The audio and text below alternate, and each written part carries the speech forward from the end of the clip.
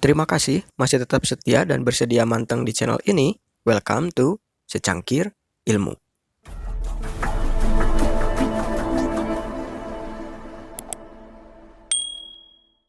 Jika kita berbicara tentang dunia perspiritualan, maka sangat lazim rasanya di telinga ketika kita mendengar kata khodam.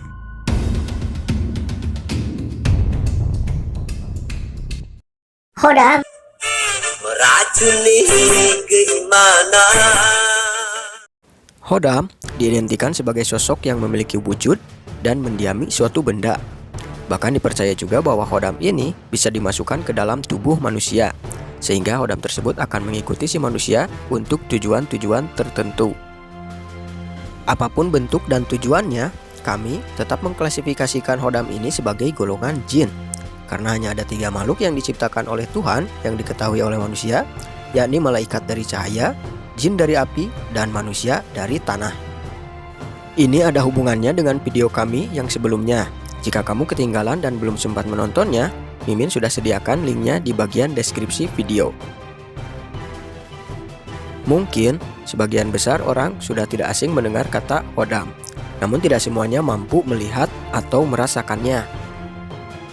Sangat lumrah rasanya ketika berbicara tentang benda-benda tua, apalagi jika benda tersebut berasal dari tempat-tempat yang dianggap angker, maka benda tersebut pada umumnya selalu dianggap mengandung khodam. Hal tersebut memanglah umum terjadi, karena golongan jin pun tetap membutuhkan tempat atau media untuk dapat mereka tinggali. Yang membedakannya adalah ada yang memang murni keinginan mereka sendiri, dan ada pula yang sengaja dimasukkan atau ditempatkan oleh manusia untuk tinggal di benda atau media tersebut. Dalam dunia spiritual, istilah khodam menghodam ini dibedakan menjadi beberapa kategori, antara lain khodam bawaan atau alami, yakni khodam tersebut memang sudah menempati dengan keinginannya sendiri. Biasanya jenis khodam ini terdapat pada media-media yang sudah berumur tua. Kemudian selanjutnya ada khodam isian, adalah khodam yang sengaja dimasukkan oleh para pelaku spiritual. Jenis ini biasanya dimasukkan pada benda-benda bikinan baru, atau pada benda tua yang sebelumnya kosong, dan bahkan bisa juga dimasukkan pada tubuh manusia. Kemudian, di samping khodam, ada juga istilah energi, yakni sumber alami non-wujud, seperti listrik misalnya. Tidak terlihat, tidak berwujud, namun eksistensi keberadaannya adalah real, nyata adanya. Istilah energi alami adalah untuk energi bawaan alam, kekuasaan sang pencipta. Umumnya terdapat pada media-media yang mengandung unsur alam, seperti batu, kayu, dan lain-lain. Sedangkan asma'an adalah istilah untuk energi yang diproses oleh manusia melalui ritual ataupun doa-doa. Biasanya diperuntukkan pengobatan dan lain-lain. Bagaimana kita bisa merasakan atau membedakan sebuah benda? Apakah benda tersebut mengandung khodam, ataukah hanya sekedar mengandung energi, atau justru hanya sekedar benda kosong? Ini gampang-gampang susah. Paling gampang adalah dengan menanyakannya langsung pada ahlinya, bahwa benda yang ingin di-scan, jangan lupa sisipkan uang untuk biayanya, maka hasil scanannya akan didapat secara instan dan detail. Kemudian ada pula sebagian orang-orang yang memang diberi kelebihan penglihatan oleh Tuhan, yaitu mereka para indigo. Mereka tentu juga dapat men-scan benda secara otomatis. Namun bagi para orang normal pada umumnya, tentu hal tersebut agak susah, karena pada prinsipnya khodam maupun energi adalah unsur halus. Artinya, kita harus mengasah bagian halus atau batin kita untuk lebih sensitif terlebih dahulu.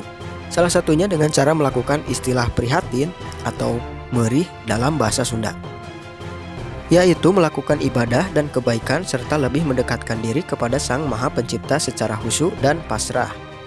Jika acara tersebut dirasa cukup sulit dan berat, cara pintas untuk bisa scanning benda adalah dengan meminta bantuan pada ahlinya untuk membuka mata halus kita. Biasanya ini ada beberapa tingkatan, mulai dari sekedar bisa merasakan, melihat tertentu yang masih di level aman, hingga melihat berbagai hal mengerikan. Don't you try this if you earn a medal. Trust me.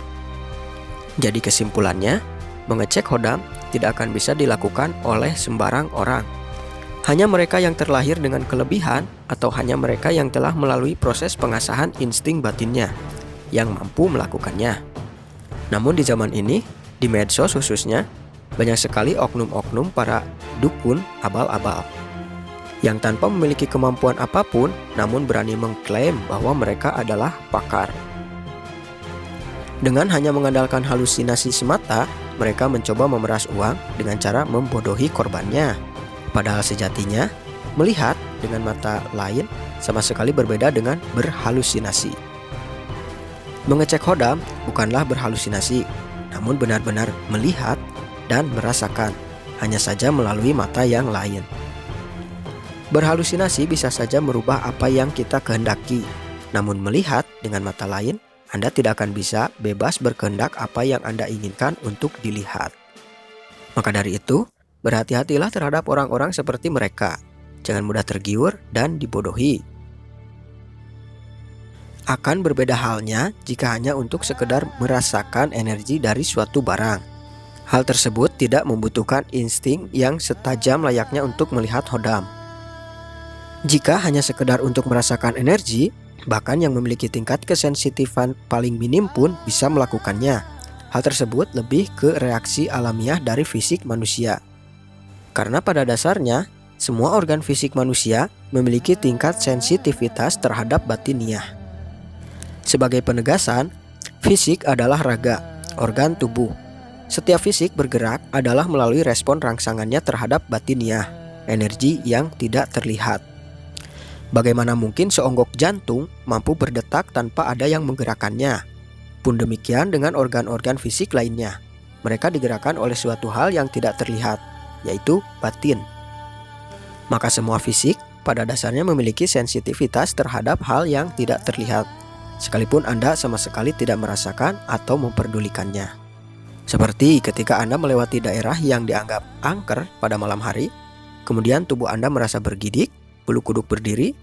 Itulah sensitivitas raga Anda terhadap hal tak terlihat. Dan selamat, Anda telah sukses untuk bisa setidaknya merasakan energi tak terlihat.